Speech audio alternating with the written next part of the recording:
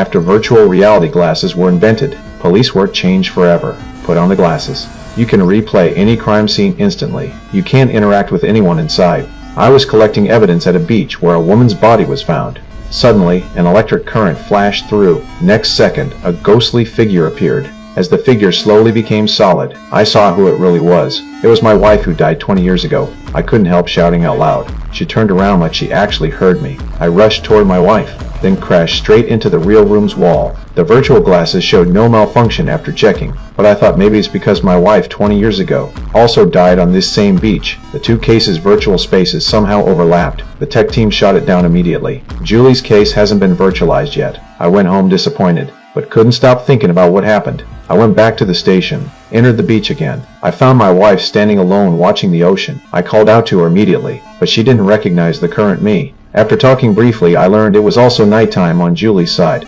Time was synced between both sides, and Julie had 11 days left before her death. I told Julie everything, but she didn't believe me at all. Thought someone was pranking her. She turned to leave. To make her believe me, I told her tomorrow's game score prediction, then mentioned my secret cache hidden in the kitchen cookie jar. I told Julie to go verify it. Julie went home and confronted the virtual me. Seeing my confused reaction, she decided to keep quiet about what just happened. Next morning at breakfast, Julie suddenly remembered what the real me said. She dumped out the cookie jar. It was all true. She rushed to the beach. She completely believed me now. Asked what was going on. I guess we weren't in the same timeline. Just meeting because of the virtual glasses, I told Julie. In 11 days she would accidentally fall from a cliff. Julie broke down crying. I comforted her. Maybe we could stop this from happening, but first we need to test if we can change the future. I remembered tonight they'd go to a friend's house for the game. Everyone took a group photo back then. I told Julie not to go tonight. Then I'd go home and check if Julie disappeared from that photo. After checking, we'd meet back here. Soon it was afternoon.